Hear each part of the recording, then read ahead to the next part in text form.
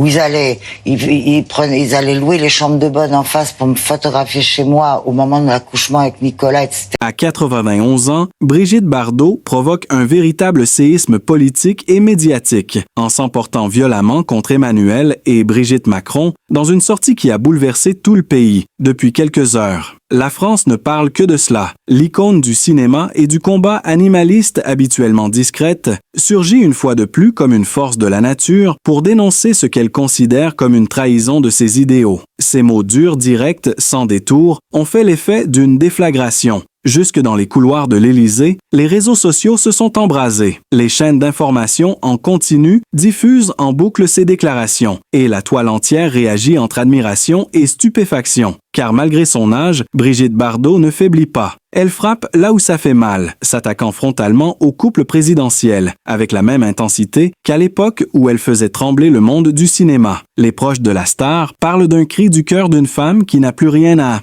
prouver, mais qui refuse de se taire face à ce qu'elle juge insupportable. Certains y voient un acte de courage, d'autres un coup de colère de trop. Mais personne ne reste indifférent dans sa villa de Saint-Tropez, celle qui a traversé des décennies de gloire et de tempête, aurait confié sa lassitude de voir la France s'éloigner de ses valeurs. Et la nature malmenée sous le regard impuissant des citoyens, son message résonne comme un écho du passé où la voix de Bardot faisait trembler les puissants. Les réactions politiques n'ont pas tardé à pleuvoir. Certains ministres tentent de minimiser l'incident, tandis que d'autres redoutent l'impact d'une telle prise de position venant d'une légende nationale. La presse étrangère s'empare à son tour du sujet fascinée par la vigueur intacte de cette figure mythique du cinéma français et par le symbole qu'elle incarne encore aujourd'hui, celui d'une rébellion intemporelle, d'une parole libre qui refuse l'ordre établi. L'affaire dépasse largement le cadre politique, elle devient un phénomène de société révélant la fracture entre générations et la nostalgie d'une époque où l'on osait tout dire sans filtre, sans peur. Brigitte Bardot, à 91 ans, vient de rappeler au monde qu'elle n'a jamais cessé d'être un volcan prêt à exploser.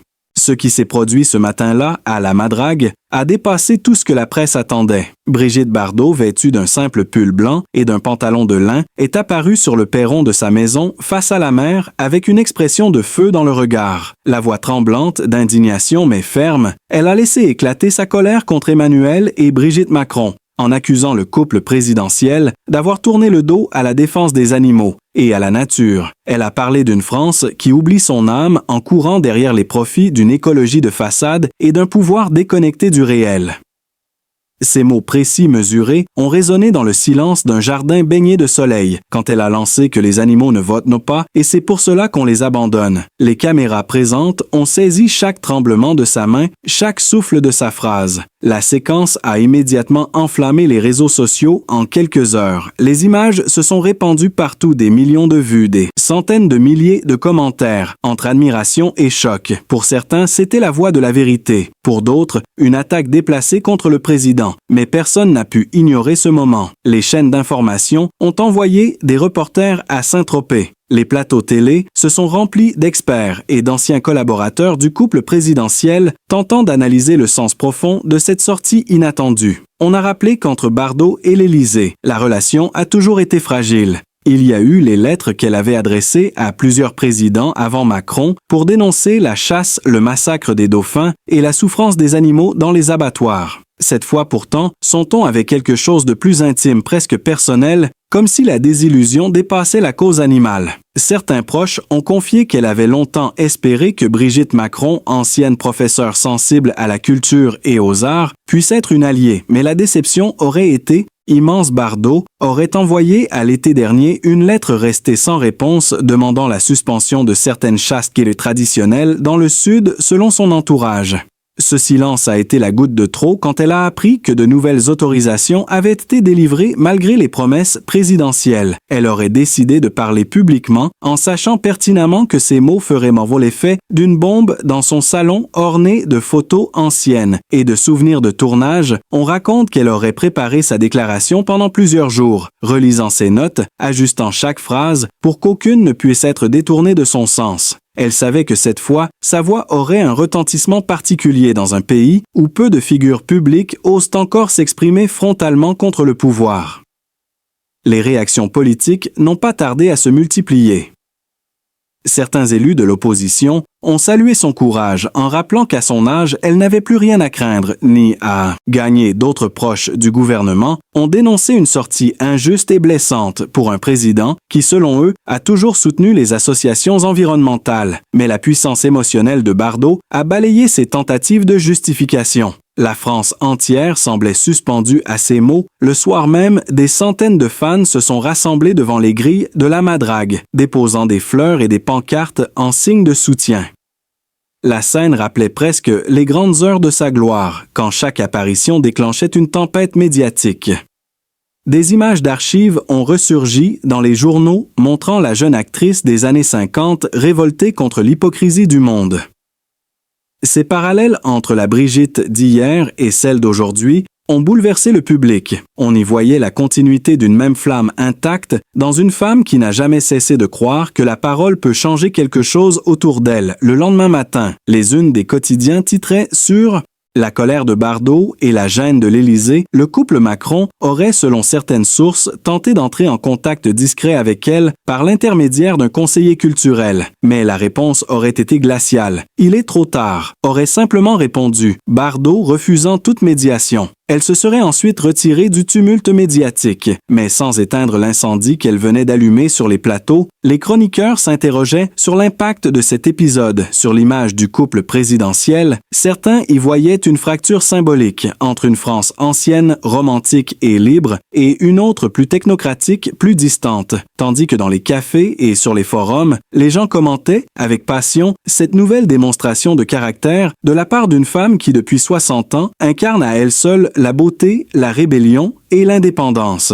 Les heures qui ont suivi la sortie de Brigitte Bardot ont été marquées par une onde de choc sans précédent. La France entière semblait suspendue à chaque nouvelle image, à chaque mot analysé de la vidéo diffusée depuis sa villa de Saint-Tropez sur les chaînes d'information. Les journalistes parlaient d'un événement historique, d'une rupture entre l'icône nationale et le pouvoir en place sur les réseaux sociaux. Des milliers de messages affluaient en soutien à la star, tandis que d'autres la critiquaient violemment pour son ton jugé trop dur. Mais ce qui frappait le plus, c'était l'intensité émotionnelle du débat. Les visages des commentateurs, à l'écran, étaient tendus. Les mots pesaient, la tension palpable dans les studios de télévision.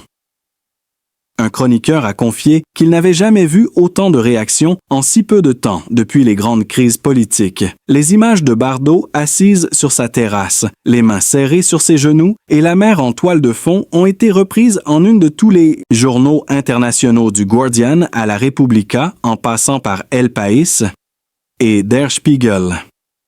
Les médias étrangers voyaient dans ce coup d'éclat une métaphore d'une France divisée entre tradition et modernité, entre sincérité et image publique dans les coulisses de la politique. La réaction du couple présidentiel a été immédiate, mais maîtrisée selon une source proche de l'Élysée.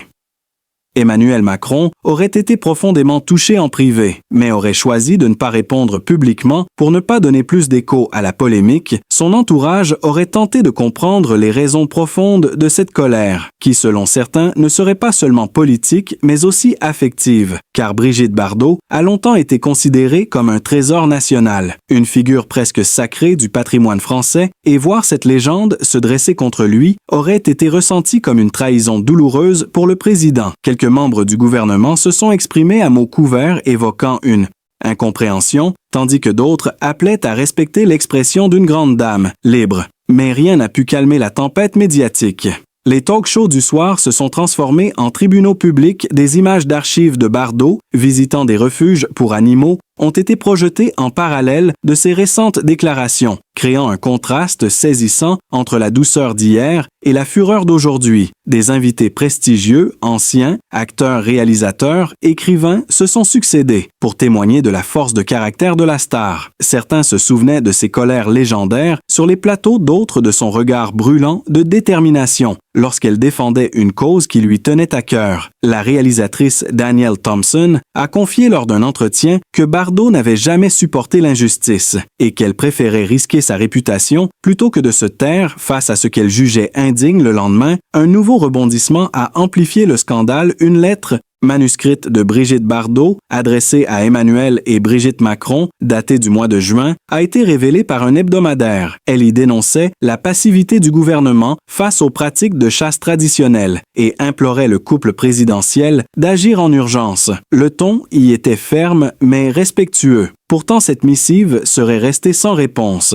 Ce silence prolongé aurait été l'étincelle qui a déclenché l'explosion publique. Les experts en communication ont analysé la situation comme un désastre d'image pour l'exécutif, car la star jouit encore d'un capital d'amour immense auprès du public malgré ses prises de position controversées. Les jours suivants, des manifestations spontanées ont eu lieu à Paris, Lyon et Marseille avec des pancartes reprenant ses phrases les plus fortes. Les images d'une foule brandissant son visage, aux côtés de slogans écologiques, ont marqué les esprits, rappelant les grandes heures de mai 68, mais avec un visage différent, celui d'une femme âgée, symbole d'une révolte apaisée, mais implacable. Dans son cercle intime, plusieurs amis ont tenté de la raisonner, lui demandant de calmer le jeu, mais Bardot aurait répondu que sa conscience ne lui permettait plus de se taire. Elle aurait confié qu'elle ne se battait plus pour elle, mais pour ceux qui n'ont pas de voix, ses animaux et son pays. Cette phrase reprise par la presse a déclenché une nouvelle vague d'émotions dans tout le pays sur les plateaux télé. On évoquait la possibilité d'un face-à-face entre Bardot et le président. Certains journalistes parlaient même d'un documentaire en préparation, retraçant cette confrontation symbolique entre la légende et le pouvoir à la télévision. Des séquences anciennes ont refait surface montrant Bardot serrant la main de Jacques Chirac ou posant avec François Mitterrand, rappelant qu'elle avait traversé toutes les époques sans jamais plier face à l'autorité.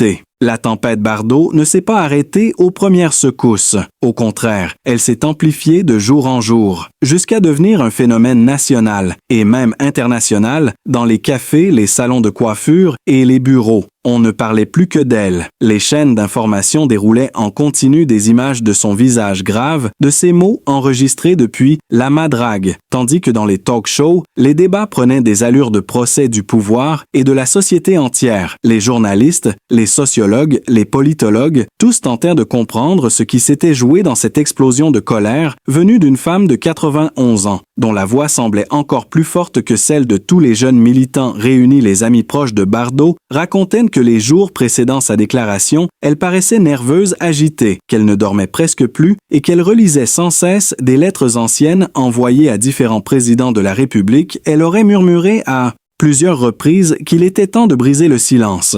Cette phrase reprise par plusieurs témoins a pris aujourd'hui des airs de prophétie.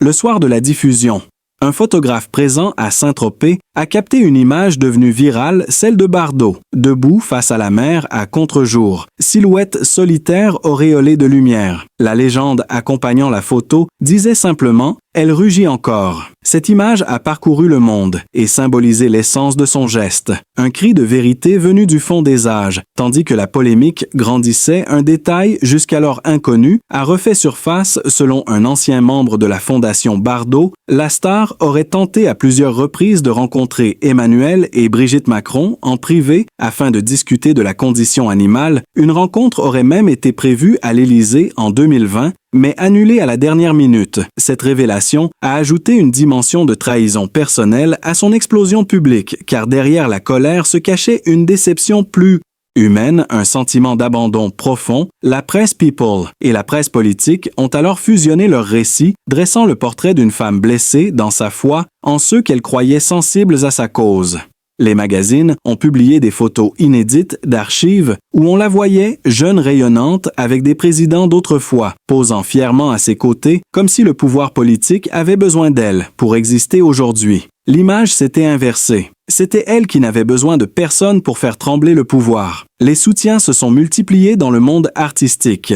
Jean Dujardin a publié un message de respect total. Catherine Deneuve a rappelé que Bardot restait une voix rare dans un pays qui se tait trop souvent, et même Johnny Hallyday, dans une vidéo d'archives diffusée sur France 2, apparaissait aux côtés d'elle dans un vieux concert pour la cause animale. Des images diffusées en plein journal du soir et qui ont bouleversé les téléspectateurs dans les rues. Des passants disaient ressentir une étrange émotion, celle d'assister à la résurrection d'une légende qui défiait encore l'ordre établi pendant ce temps dans les cercles politiques. Les réactions restaient prudentes. Un ministre de la Culture aurait confié en privé que cette affaire avait touché au cœur du pays et que personne n'avait prévu une telle intensité. Certains conseillers présidentiels parlaient d'un moment Bardot pour décrire cette secousse médiatique capable d'effacer toutes les actualités précédentes. La tension était si forte que même les humoristes de la télévision hésitaient à plaisanter de peur de froisser une figure devenue intouchable dans la presse étrangère. On évoquait un séisme moral comparable à celui provoqué jadis par des icônes comme Simone de Beauvoir ou Greta Garbo. La BBC parlait d'une claque infligée à la France par sa propre légende. Les journaux italiens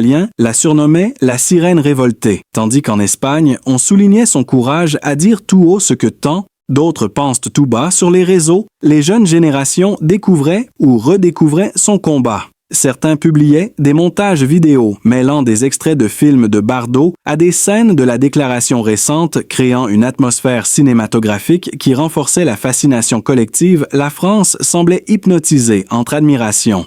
Les jours suivants ont pris des allures de fièvre nationale. Les réactions du public à la colère de Brigitte Bardot ont dépassé toutes les prévisions. Les réseaux sociaux se sont transformés en champs de bataille numériques, où les mots brûlaient aussi fort que les émotions sous les publications officielles de l'Élysée. Les commentaires se sont multipliés par milliers. Une vague de soutien à la star s'est levée d'une ampleur inattendue. Des fans de toute génération, des artistes, des militants écologistes, des anonymes, se sont unis dans une même clameur pour défendre celle qu'ils appellent toujours affectueusement « bébé ».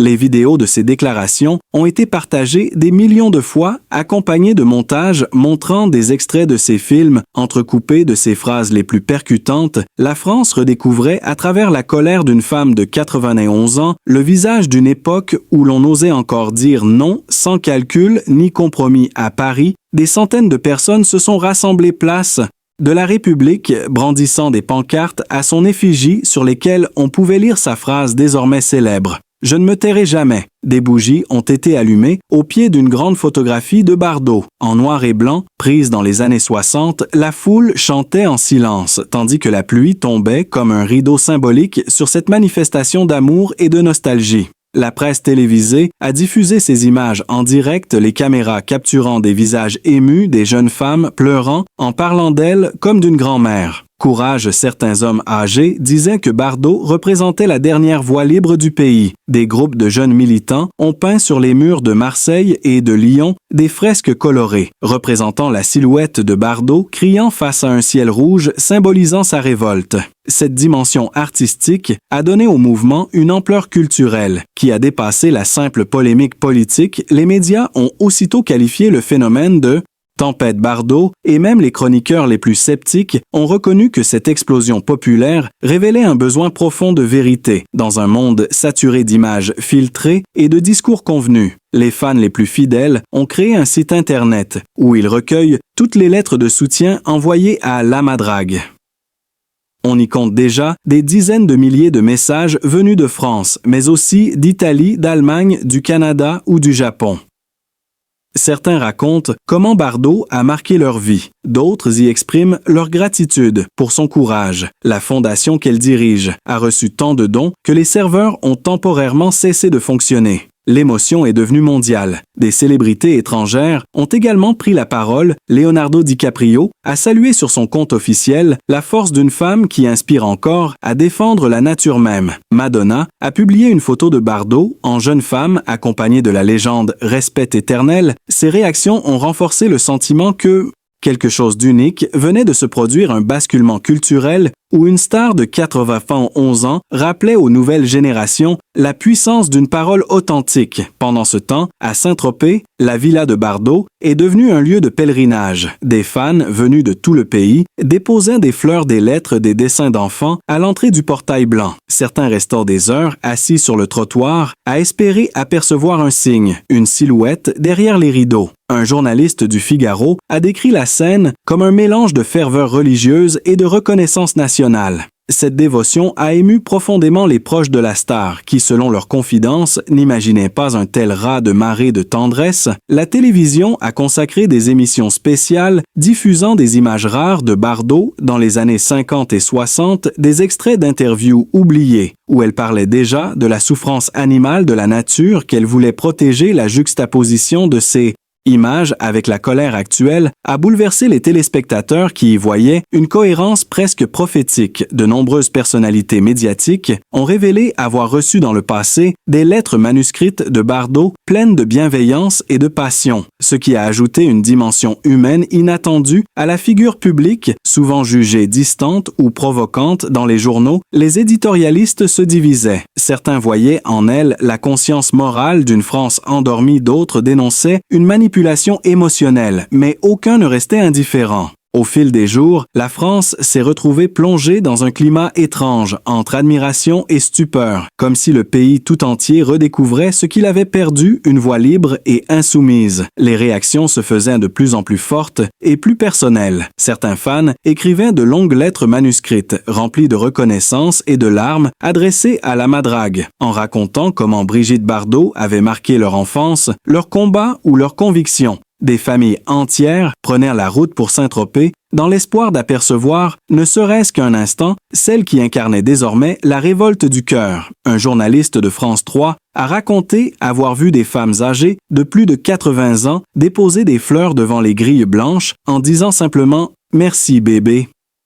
Leur voix tremblait, mais leur regard brillait, comme si elles retrouvaient un morceau d'elles-mêmes à travers ce cri lancé au sommet d'une vie sur Internet. Les vidéos d'hommage se multipliaient, des compositeurs amateurs mettaient en musique les phrases de Bardot. Des peintres reproduisaient son visage sur des toiles gigantesques accrochées ensuite sur les murs de Paris et de Nice, tandis que des jeunes influenceurs reprenaient ces mots dans leur story en déclarant qu'à 91 ans, elle parlait mieux qu'eux de courage et de dignité. Cette fusion entre générations fascinait les médias étrangers qui comparaient le phénomène Bardot à un véritable réveil social à la télévision. Les émissions spéciales ne désemplissaient pas une séquence à particulièrement bouleverser les téléspectateurs, celle d'un vieil ami de l'actrice. Un réalisateur italien venu témoigner avec émotion, il raconta qu'il l'avait appelée la veille et qu'elle lui avait dit simplement « Je n'ai pas crié contre eux, j'ai crié pour la France ». Cette phrase devenue virale fut reprise sur toutes les antennes et fit pleurer les présentateurs tant elle sonnait juste dans un climat saturé de désillusion. Un autre moment marquant fut la diffusion d'un reportage exclusif montrant la foule devant sa maison. Certains attendaient sous la pluie depuis des heures, juste pour déposer une lettre ou un dessin, pour elle l'un d'eux. Un garçon de 10 ans avait écrit sur un morceau de carton « Merci de défendre ceux qui ne peuvent pas parler ». La caméra s'est attardée sur ses petites mains tremblantes, serrant le papier détrempé, et cette image a bouleversé tout un pays, dans les rédactions. Les journalistes parlaient désormais d'un phénomène émotionnel sans précédent, une sorte de déferlante morale qui dépassait tout cadre politique. Des figures intellectuelles ont pris la parole pour analyser la portée du geste. Un écrivain célèbre a affirmé que Bardot venait de rappeler à la France qu'une seule conscience éveillée peut faire plus de bruit qu'une armée de porte-parole. Cette phrase a été reprise en boucle sur les plateaux où le ton devenait de plus en plus grave. On ne parlait plus seulement d'une actrice, d'une icône ou d'une militante, mais d'un symbole vivant d'intégrité et de courage. Pendant ce temps à Saint-Tropez, la sécurité autour de la madrague devait être renforcée, tant les visiteurs affluaient, certains campaient sur la plage voisine, espérant capter un signe de la star. Une fenêtre entr'ouverte, un mouvement derrière les volets, un voisin raconta à la presse que chaque matin vers 7 heures, on apercevait Bardot marcher lentement sur la terrasse, les cheveux au vent, les yeux fixés sur l'horizon, comme si elle guettait le calme après la tempête. Les images filmées à distance par un photographe ont été publiées dans plusieurs journaux et ont ému tout le monde. Cette silhouette fragile, mais droite face à la mer, semblait résumer à elle seule l'esprit de résistance et la solitude des grandes âmes à Paris. Les rédactions recevaient chaque jour de nouveaux témoignages. Certains anciens collègues du cinéma prenaient la parole pour la défendre. Mireille Darc, dans une archive diffusée à la télévision, disait déjà qu'elle ne connaissait personne d'aussi entière. D'autres acteurs plus jeunes expliquaient que Bardot avait ouvert la voie à la liberté des femmes et que sa voix portait aujourd'hui cette même révolte, sous une autre forme, dans les universités. Des étudiants en sociologie et en communication discutèrent de son impact sur la culture contemporaine, comparant son influence à celle d'un mouvement social spontané né d'une seule émotion pure dans les librairies. Les ventes de biographies sur Bardot explosaient, les anciens albums, photos ressortaient, les vitrines se couvraient d'images de son sourire des années 50, comme si le pays entier voulait la revoir, jeune, libre, invincible et belle-le. À 91 ans, Brigitte Bardot ne parle plus seulement en son nom, mais au nom de toute une génération qui refuse de se taire face à l'indifférence. Elle incarne la mémoire vivante d'une France passionnée, libre et courageuse. Une femme qui n'a jamais cédé, ni au temps ni au pouvoir, et qui continue d'inspirer par sa vérité nue, son regard droit et son amour inépuisable pour la vie, pour les animaux, pour la justice. Son cri n'est pas une révolte de colère, mais un appel d'amour. Un rappel que la dignité ne vieillit pas, que la sincérité reste la plus belle forme de résistance, et qu'une seule voix peut encore réveiller des consciences endormies. Nous saluons une femme rare, une légende, qui ne joue pas un rôle, mais qui vit sa vérité avec une intensité bouleversante, si vous croyez comme elle, que la parole sincère peut changer les choses, que la beauté du courage mérite d'être entendue. Alors soutenez cette histoire, partagez-la, faites-la résonner autour de vous, aimez cette vidéo, partagez ce message et abonnez-vous pour que jamais ne s'éteigne la flamme de ceux qui osent me dire la vérité.